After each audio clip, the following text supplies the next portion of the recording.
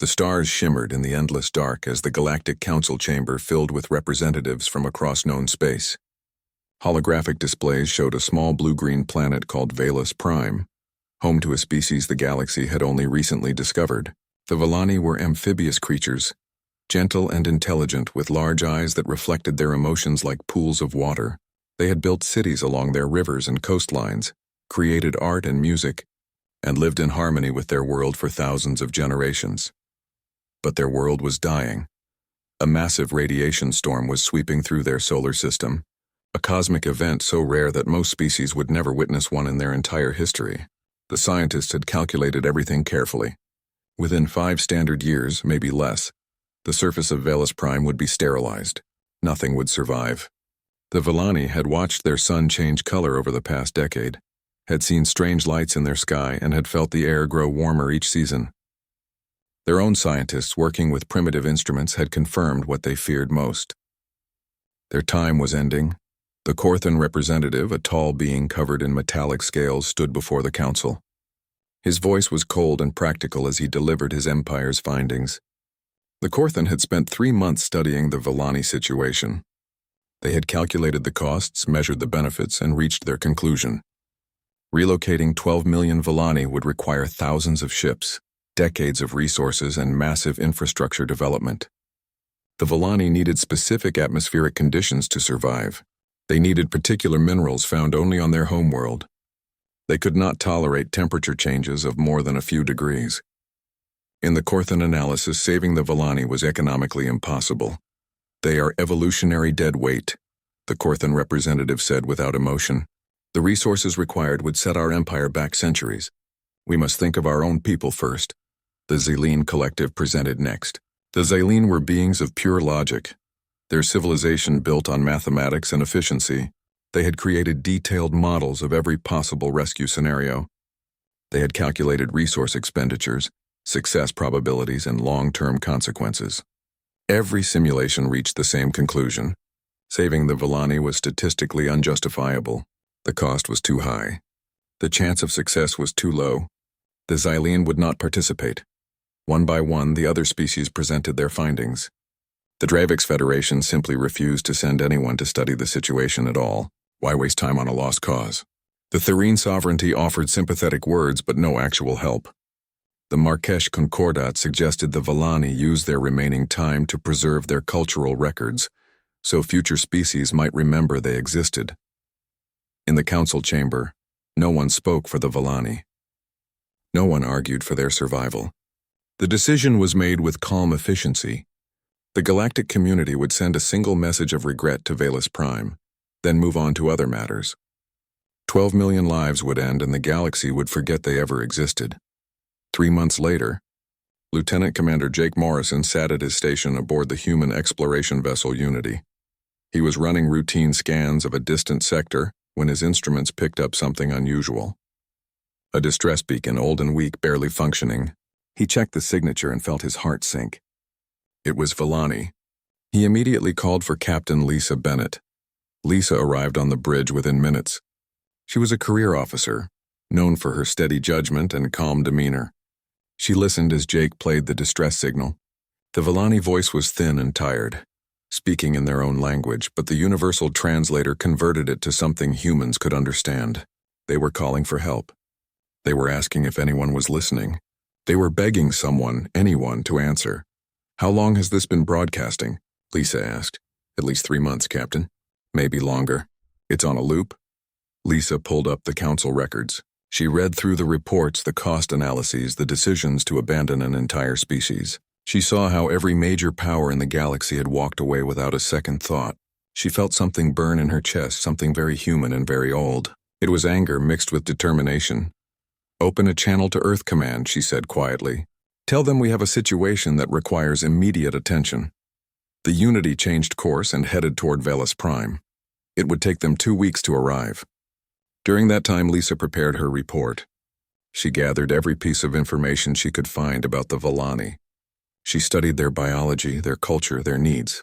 She built her case carefully, knowing she was about to ask humanity to do something that every other species had called impossible. When the Unity entered orbit around Valus Prime, The crew fell silent. The planet was beautiful even in its dying state. The oceans still shone blue in the starlight. The continents were green with vegetation. Cities dotted the coastlines, their lights twinkling in the twilight. But the sun was wrong. It burned with an ugly orange-red glow, and radiation readings were already climbing into dangerous levels. Lisa requested permission to land and meet with the Villani leadership. The response came quickly. The Villani were surprised that anyone had answered their beacon. They welcomed the humans with cautious hope. The shuttle descended to the capital city of Thessia, built on a wide river delta where fresh water met the sea. The architecture was fluid and organic, buildings that seemed to grow from the ground rather than being constructed. Villani citizens watched from windows and streets as the human shuttle landed. They had seen aliens before, the brief visits from council survey teams, but those aliens had left quickly and never returned. Elder Coordinator Thesivan met Lisa and her team in a chamber open to the air. He was old by Villani standards, his skin bearing the patterns of age, his large eyes filled with sadness and wisdom. Through the translator, he welcomed them formally, then asked the question that weighed on everyone's mind. Have you come to watch us die with dignity, or do you bring hope? Lisa chose her words carefully. We have come because we heard your call for help. We cannot promise we can save everyone. We cannot promise this will be easy, but I can promise you this. Humanity will not abandon you. We will do everything in our power to get your people off this world before the radiation storm kills you all. Thesivan stared at her for a long moment. The great powers of the galaxy have already told us we are not worth saving. They calculated the costs and found us lacking. Why would you, a young species with limited resources, attempt what they refused? Because it's the right thing to do, Lisa said simply. Because you asked for help and we can hear you. Because 12 million lives matter, regardless of what some cost analysis says. My people believe that when someone is in trouble, you help them. It's that simple. The elder's eyes shimmered with emotion. You do not know what you are offering. Our needs are complex. Our biology is fragile. We cannot survive in standard environments. The resources required will be enormous. Then we'll figure it out, Lisa replied. We're good at solving impossible problems.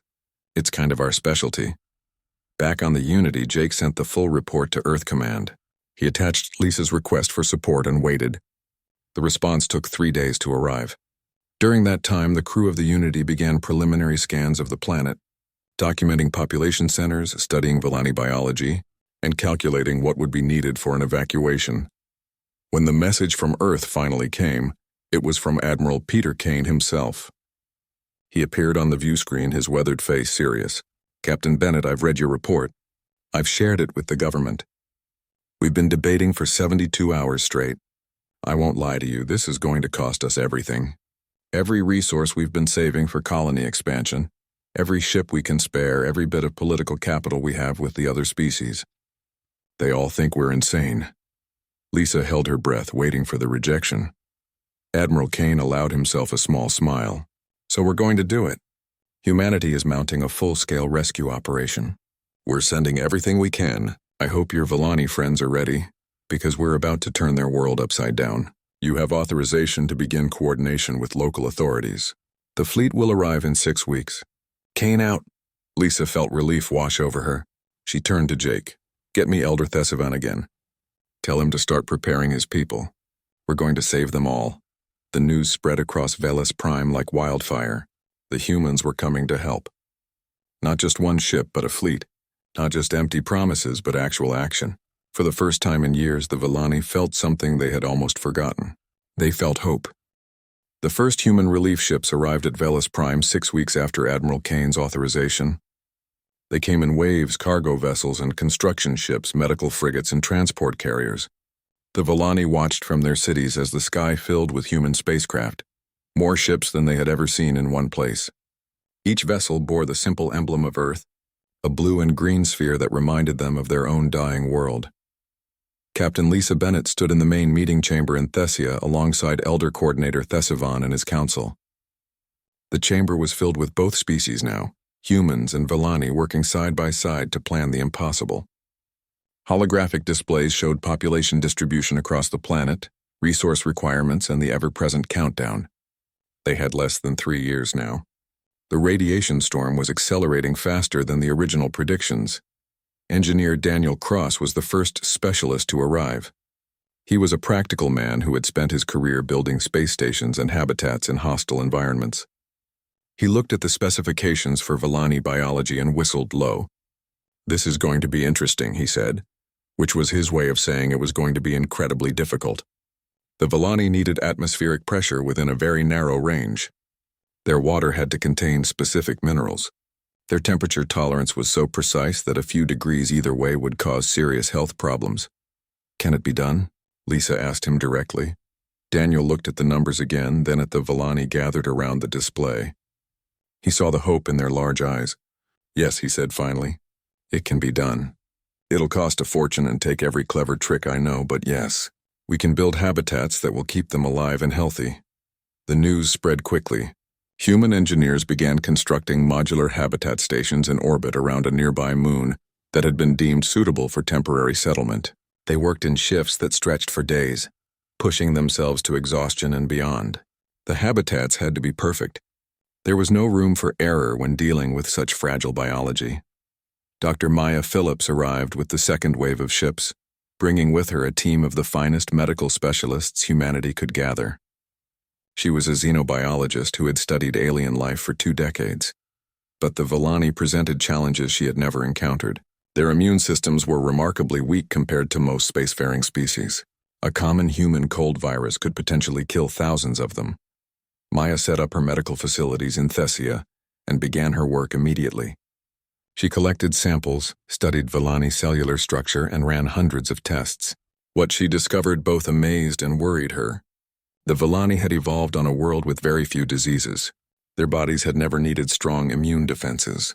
They were beautiful and intelligent, but biologically vulnerable in ways that most species were not. "We need complete sterilization protocols," Maya told Lisa during their first briefing. "Every human who interacts with the Villani will need to go through decontamination procedures. Every surface, every tool, every piece of equipment. We're talking about protocols stricter than anything we've ever implemented." "Whatever it takes," Lisa replied. "Train my crew. Set up the procedures. We'll follow them exactly." The work was exhausting and detailed. Human volunteers spent hours in decontamination chambers before and after every interaction with Villani citizens. They wore protective suits and filtered masks. They followed cleaning protocols that seemed excessive but were absolutely necessary. Some grumbled about the restrictions, but most understood. They were here to save lives, not accidentally spread disease. Logistics coordinator Alex Turner had perhaps the most complicated job of all. He had to plan the evacuation of 12 million beings with extraordinary needs. Every transport ship had to be modified. Every habitat pod had to be prepared. Every supply line had to be established and maintained. He worked with a team of specialists, creating schedules and backup plans and contingency protocols. Alex spent long hours with Villani administrators, learning about their social structures and family units. The Villani were communal by nature. They lived in extended family groups and had deep connections to their neighborhoods and cities.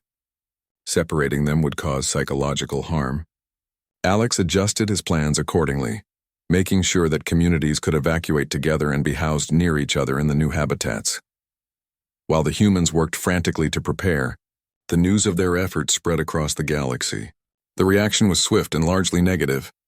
The Korthan Empire issued a formal statement calling humanity's rescue mission an exercise in primitive sentimentality that will end in disaster.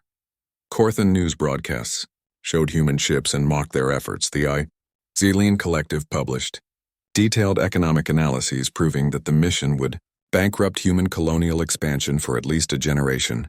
They calculated that humanity was spending resources equivalent to building 50 new colony worlds. The Xeline could not comprehend why any species would make such a choice. On the Galactic Council networks, human ambassadors faced harsh questioning. Why waste resources on a doomed species? Why risk human lives for aliens they barely knew? Why not focus on human interests first?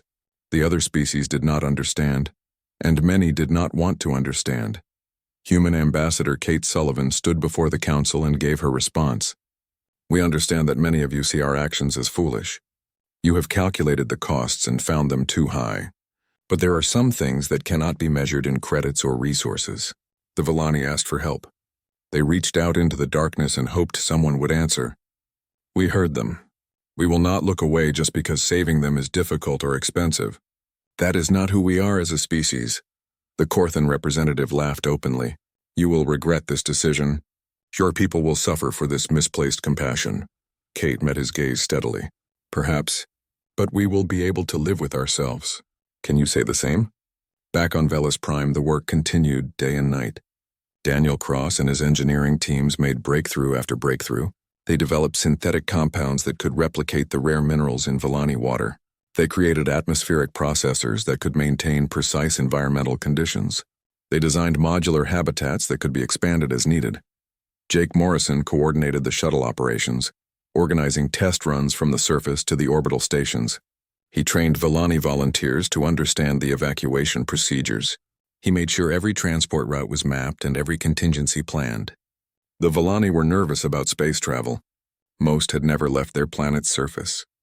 Jake worked patiently with them, explaining each step, answering every question, making sure they understood they would be safe. Dr. Maya Phillips continued her medical research, but she also spent time in Volani communities. She visited their hospitals and schools. She learned about their traditional medicine and their understanding of health. The Volani were fascinated by her in return. They asked endless questions about human biology, amazed that humans could survive in such a wide range of environments. One evening, an elderly Volani named Kesra approached Maya in her medical facility. Kesra had been a teacher for most of her life, educating young Volani about their world and its history. She looked at Maya with her large, expressive eyes and asked a question that had been troubling many of her people. Why are you doing this, truly? We are nothing to you. We have no technology you need. We have no resources you want. We cannot repay this debt, so why? Maya thought carefully before answering. Because you're people. Because you have families and friends, dreams and hopes. Because you love and laugh and create beautiful things. Because your lives matter, not for what you can give us, but simply because you exist. Isn't that enough? Kesra's eyes shimmered with tears. Your species is very strange, she said softly, but very wonderful. As months passed, a few other species began to take quiet notice of humanity's efforts.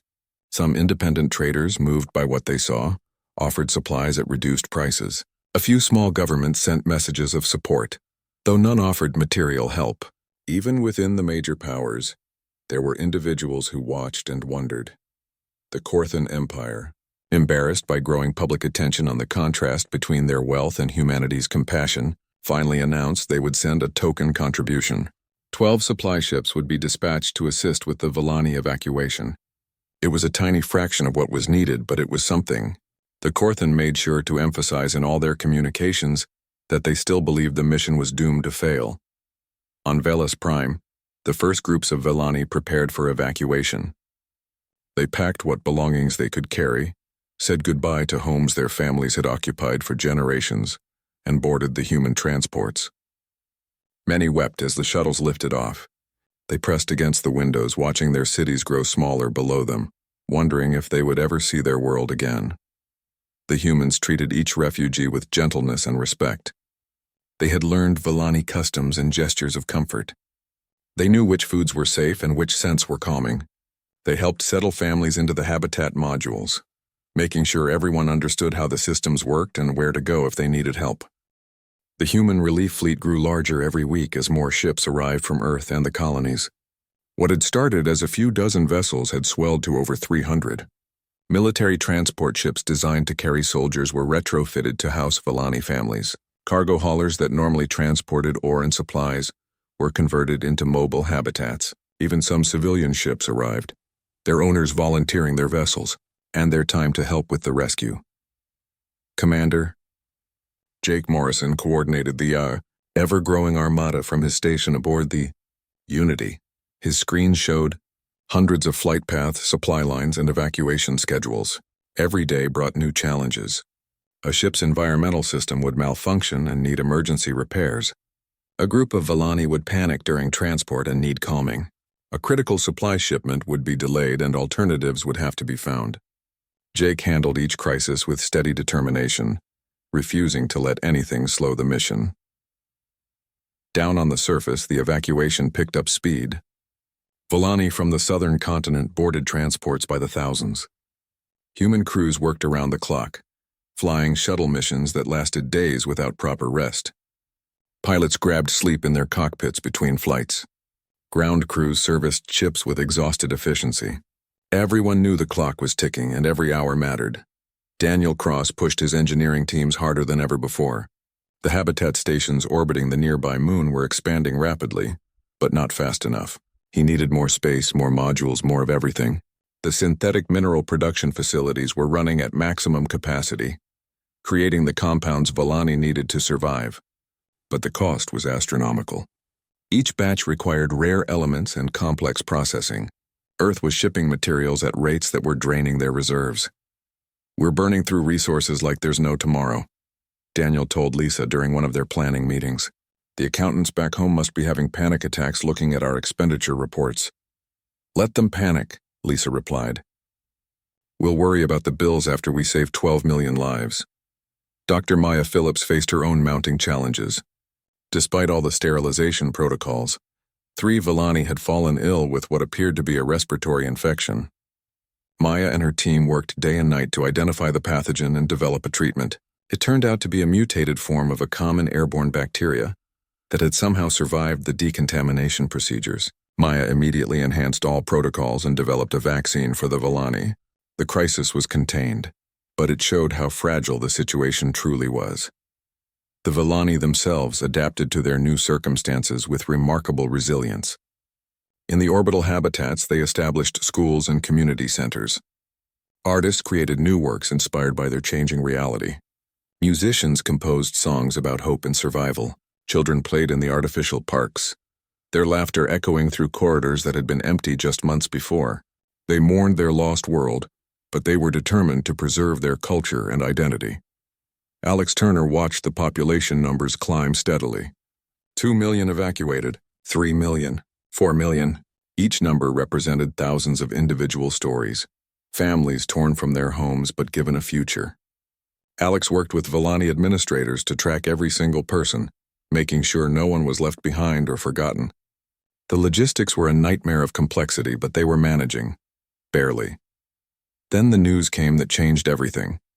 The science teams monitoring the radiation storm delivered their latest analysis. The storm was accelerating even faster than their revised predictions. Solar flares were triggering cascade effects in the upper atmosphere. The timeline had shrunk again. They did not have 2 years anymore. They had 1 year, maybe less. Lisa called an emergency meeting with all senior staff and Volani leadership. The mood in the chamber was grim as the scientists presented their findings. The radiation levels would reach lethal levels within 12 months. After that, any Volani remaining on the surface would die slowly and painfully as their cells broke down from exposure. "How many have we evacuated so far?" Elder Thessalon asked quietly. 4.2 million, Alex replied, "which means we still have almost 8 million on the surface." The math was brutal. At their current rate, they would leave millions behind. The silence in the chamber stretched painfully as everyone grappled with the impossible numbers.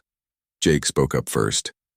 "We increase the number of flights, double the shuttle rotations, triple them if we have to. The crews are already exhausted," someone pointed out. "We're going to start seeing accidents from fatigue." "Then we bring in more crews," Jake insisted. "There must be more pilots in the fleet. We train Volani pilots if we need to. We find a way." Daniel stood and walked to the display showing the habitat construction progress. "We can accelerate the building process. If we cannibalize non-essential systems from some of the ships, we can use those resources to complete more habitat modules faster." "That would strand those ships," Lisa said. "Their crews would be stuck here until replacement vessels could arrive years from now." "Then we ask for volunteers," Daniel replied simply. "I know my people. There are humans in this fleet who would give up years of their lives if it meant saving the Volani." Maya nodded slowly. "We can streamline the medical processing. Right now we're running extensive health checks on every evacuee. If we focus only on critical screenings, we can move people through faster." Alex pulled up new calculations on his datapad. "If we implement all these changes, if everything goes perfectly, we might be able to get 8 million people off the surface in 12 months. But it would require everything going exactly right. No major equipment failures, no unexpected complications. No disasters. Then we make sure nothing goes wrong, Lisa said firmly. We've come too far to fail now. Send out a call for volunteers for the stranded crew positions. Increase shuttle rotations immediately. Accelerate construction using any resources we can spare. And someone contact Earth Command. Tell them we need everything they can possibly send us and we need it now. The volunteers came forward quickly. Over 2,000 humans agreed to have their ships cannibalized, knowing it meant they would be living in the incomplete habitats for years until rescue vessels could reach them. They would be sharing the facilities with the Volani, living the same constrained life, breathing the same carefully controlled air. They did not hesitate. The news reached Earth and the response was immediate. Despite the mounting costs, despite the economic strain, despite the warnings from financial advisors, humanity committed even more resources. New ships launched from Earth. Colony worlds that could barely spare anything sent what they could. Human civilians started fundraising campaigns. Children donated their allowances. Entire communities organized to send supplies. The galactic community watched in stunned silence. The economic reports showed that humanity was sacrificing decades of development for this mission.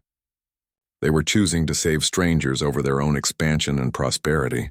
It made no sense to species who calculated everything in terms of benefit and cost.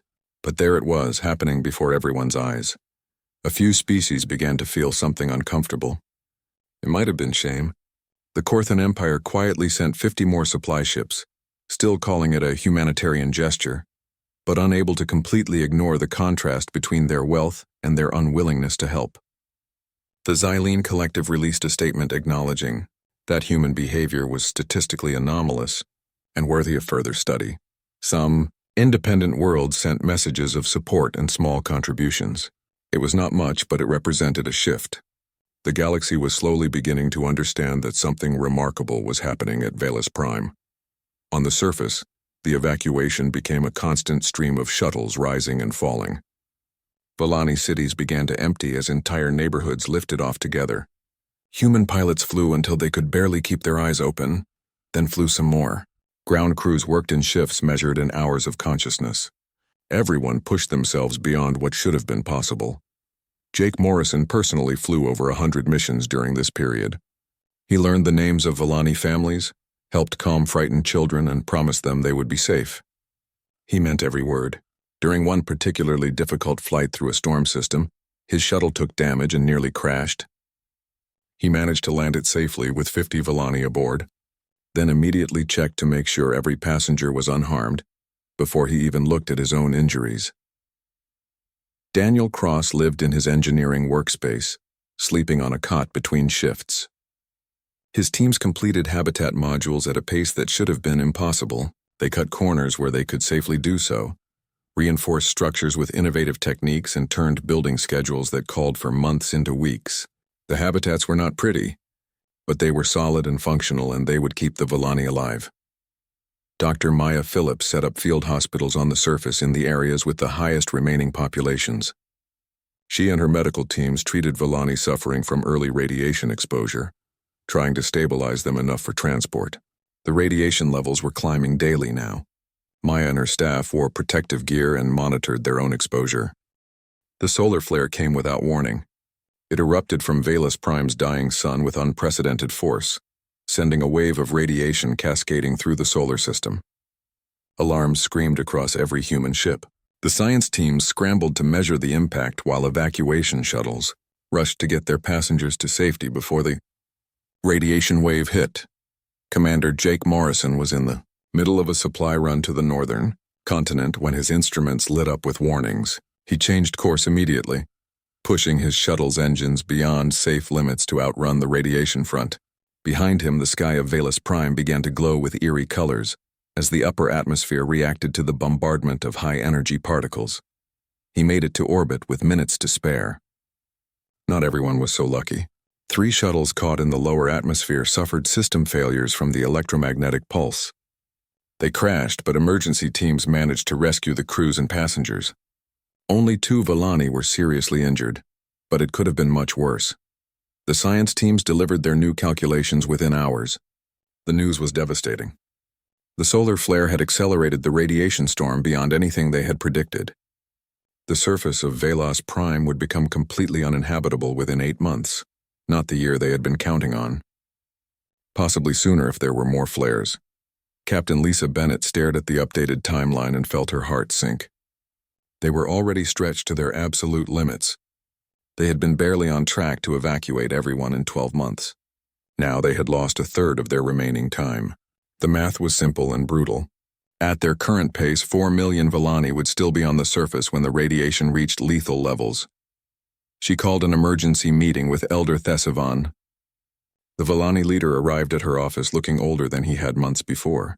The stress was taking its toll on him, as it was on everyone involved in the rescue operation. "You have seen the new projections," Thesivan said. It was not a question. "Yes," Lisa replied. "I want you to know that we are not giving up. We will find a way to save more people, but I need to be honest with you about the numbers." Thesivan closed his large eyes for a moment. When he opened them again, they were filled with a sadness that ran deeper than words. "How many will we lose?" "If we continue at our current rate, possibly 4 million. I know that is not acceptable. We are working on solutions. We are pushing every system we have beyond its design limits, but I thought you should know the situation." The elder was quiet for a long time. Finally he spoke, his voice heavy with resignation. "Then we must make choices. We must prioritize the young, those with the most life ahead of them. We must save families together when possible, but individuals when necessary. The old like myself, we have lived our lives. We can stay behind." "No," Lisa said firmly. "We are not making those choices. We are not deciding who lives and who dies based on age or any other factor. We save everyone or we save no one." "That is impossible," Thesivan said gently. "You know it is impossible. The numbers do not allow it. Better to save as many as we can than to fail trying to save everyone." "Then we change the numbers," Lisa replied. She opened a communication channel to Admiral Kane. The message would take time to reach Earth and for him to respond, but she needed to try. "Admiral, we have a crisis. The solar flare has accelerated our timeline by 4 months. I need every available ship in human space. I need colony defense vessels. I need cargo haulers. I need anything that can fly and carry passengers. I know we have already given everything. I am asking for more than everything." While they waited for the response, Lisa gathered her senior staff. Jake Morrison looked exhausted, dark circles under his eyes from weeks of minimal sleep. Daniel Cross had lost weight, his face gaunt from stress and overwork. Dr. Maya Phillips showed signs of radiation exposure in the form of skin discoloration on her hands. Alex Turner's voice had gone hoarse from constant communication and coordination.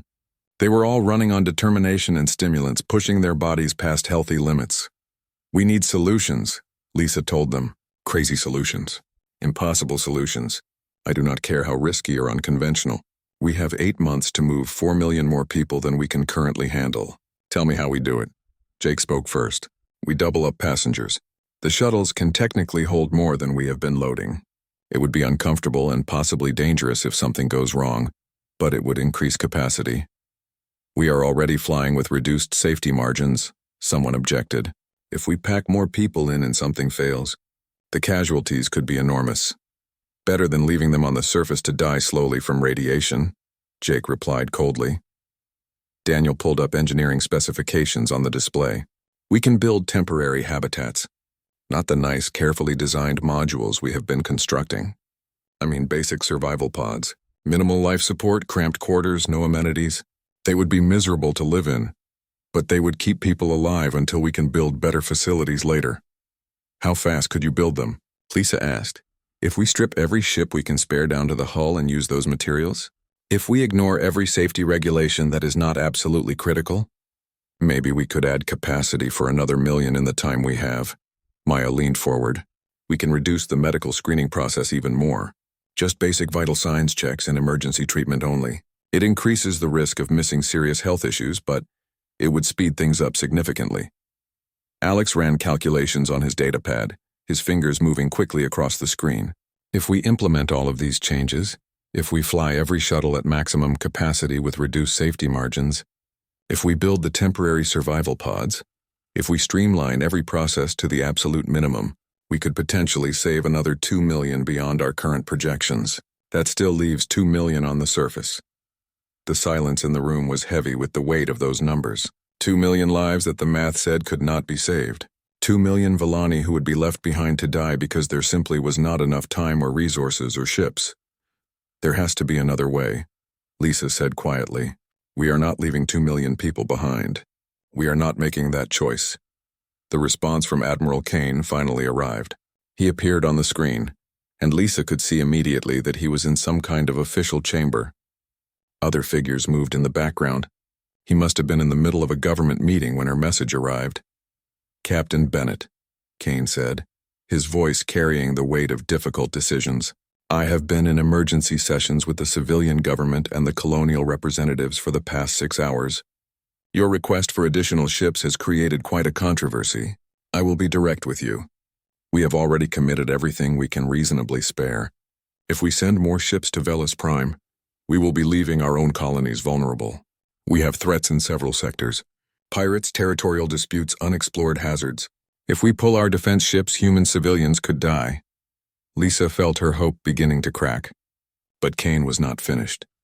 However, after much debate, we have reached a decision. We are sending the colony defense fleet, all of it. We are pulling ships from every human settlement and sending them to you. We are leaving our own people exposed and undefended because, frankly, your mission has become more important than our security. The colonies voted on it. They chose to take the risk. You will have your additional ships, Captain. Use them well. Lisa felt emotions she could not name wash over her. Humanity was risking its own settlements, its own people, to save aliens they had never met. The scope of that sacrifice was almost too large to comprehend. Thank you, Admiral, she managed to say. We will not waste this opportunity. See that you don't, Kane replied. The ships will arrive in 3 weeks. In the meantime, I suggest you pray to whatever you believe in that nothing attacks our colonies while they're undefended. Kane out. Jake immediately began recalculating flight schedules with the additional ships factored in. With the colony defense fleet, we can add another 1 million to our capacity. We're still short by 1 million people. Then we find another 1 million worth of space, Lisa said. Daniel, those temporary survival pods you mentioned. Can you build more of them? Not with current resources, Daniel replied. We have already stripped every ship we can afford to cannibalize. Then strip more. What about the Unity itself? What systems can we remove and still keep the ship functional? The room went silent. Everyone stared at Lisa. She was talking about cannibalizing her own command ship. Captain, the Unity is the command and control center for this entire operation, Alex said carefully. If we start removing systems, we could compromise our ability to coordinate the evacuation. Then we will coordinate from a smaller ship, Lisa replied. The Unity has redundant systems, emergency backups, and extra capacity built in for long-range exploration. We can sacrifice some of that. How much space could we gain? Daniel considered it.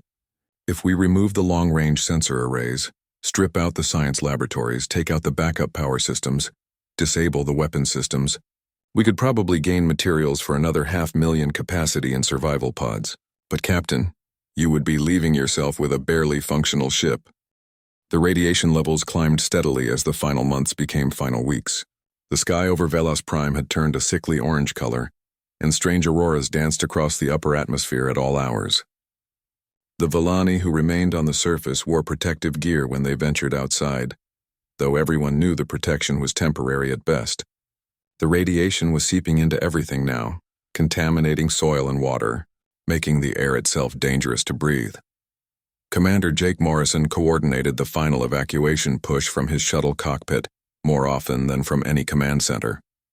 He had become one of the most experienced pilots in the fleet at navigating the increasingly hostile conditions around Velis Prime.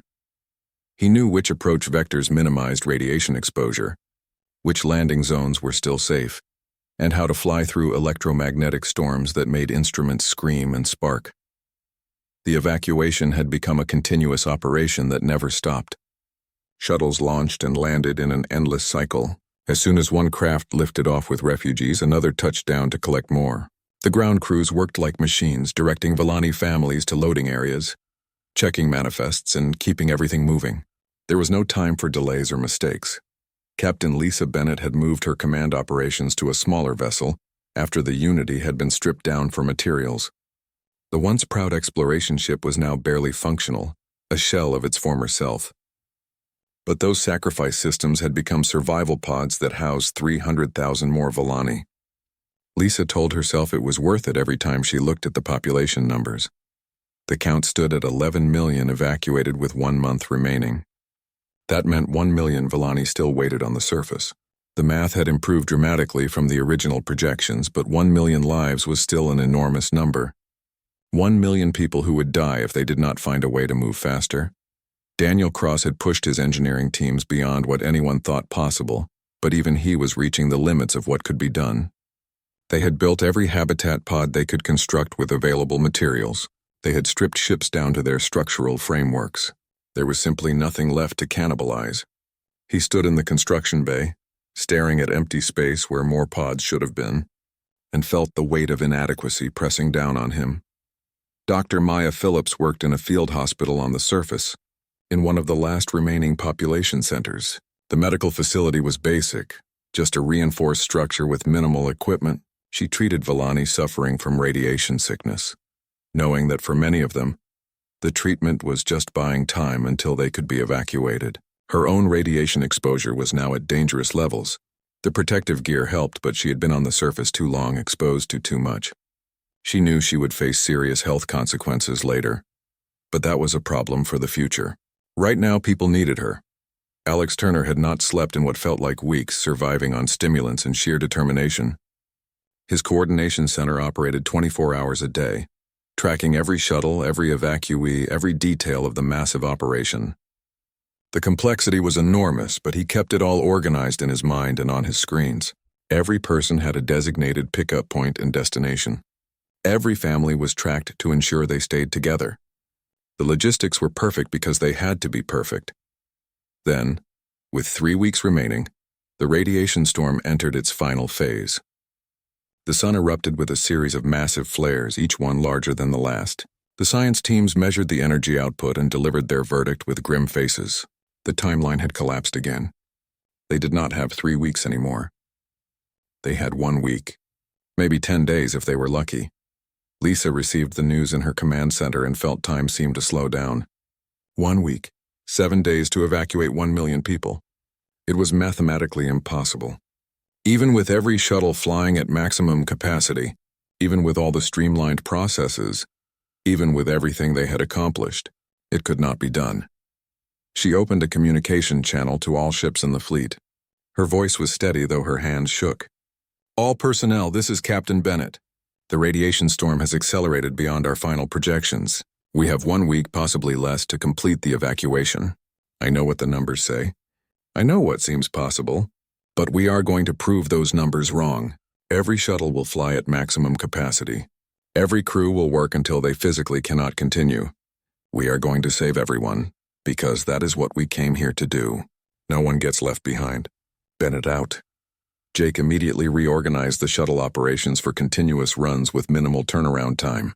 Pilots would fly until they reached their physical limits, then be replaced by reserve crews. The shuttles would never stop moving. Ground crews prepared to work in shifts measured in hours instead of days. Everyone understood what was being asked of them. They nodded grimly and went to work. The evacuation became a blur of constant motion. Shuttles descended through radiation-soaked atmosphere, collected refugees, and blasted back to orbit. The human pilots flew with an intensity born of desperation.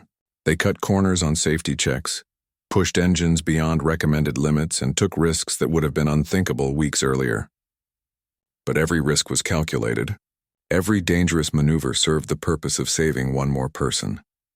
Daniel worked on the surface now, helping coordinate loading operations because every person was needed. He directed Villani families to shuttles, his voice hoarse from shouting over the roar of engines. He saw the fear in their large eyes, but also the hope. They trusted the humans to save them, and he was determined not to betray that trust. Maya continued treating the sick and injured right up until evacuation. She stabilized patients enough for transport, then helped load them onto shuttles. Her hands trembled from exhaustion and radiation exposure, but she kept working. A young Villani child asked her if she was an angel. Maya laughed, exhausted and touched, and told the child she was just a doctor doing her job. The northern continent presented the greatest challenge in these final days. 300,000 Villani remained scattered across remote regions. The terrain was difficult, the landing zones limited, and the radiation levels highest. Jake volunteered to lead the evacuation effort there personally. He took the Unity, stripped down and barely functional though it was, and headed into the worst of the storm. The conditions were nightmarish. Visibility was measured in meters. Electromagnetic interference turned instruments into useless junk. The radiation was so intense that the shuttle's hull began to glow faintly. Jake flew by instinct and experience, finding isolated communities through sheer determination. He found families huddled in failing shelters waiting for death. He found the elderly and the sick who had been told there was no room for them. He found children playing in contaminated ruins, not understanding they were dying. He loaded them all. The Unity could not hold the numbers he was taking on board. He packed them into every available space, filled corridors with refugees, crammed cargo bays beyond capacity. The ship groaned under the weight, systems failing from the strain and radiation damage. But Jake kept flying. He made run after run, each one more dangerous than the last. Lisa watched the population numbers fall as the hours ticked away. 900,000 remaining. 800,000. 700,000. Each number was a battle won, lives saved from certain death. But the clock was merciless. 5 days remaining, 4 days, 3 days. The surface was becoming uninhabitable now. The radiation was intense enough to kill within hours of exposure. The Volani who remained wore full protective suits knowing it was barely enough. The humans working on the surface accepted lethal doses of radiation, knowing they could be treated later if they survived. The mission was all that mattered. Dr. Maya Phillips collapsed during the evacuation of a southern settlement. Her body had reached its limit from radiation exposure and exhaustion. Her medical team wanted to evacuate her immediately, but she refused. Not until the last Volani was off the surface, she insisted. They compromised by setting up a chair for her to work from, and she continued treating patients while barely conscious. Alex Turner's coordination became increasingly desperate as the timeline shrank. He rerouted shuttles on the fly, found ways to squeeze more capacity from every flight, and orchestrated the most complex evacuation operation in human history. His screens showed a dance of ships and people, all moving toward the single goal of getting everyone off the dying world. With 48 hours remaining, the count stood at 400,000 Volani still on the surface. They were spread across 3 continents in dozens of locations. Jake organized a massive simultaneous operation. Every shuttle would launch at once, hit multiple targets, and return together. It was risky and complicated, but it was the only way to move fast enough. The operation began at dawn on Valus Prime, what passed for dawn under the sickly orange sky. Hundreds of shuttles descended together, spreading across the planet like a swarm. They landed in cities and villages, at isolated facilities and remote communities. Human crews worked with frantic efficiency, loading refugees as fast as they could move. Jake landed in a northern settlement where 2,000 Volani waited.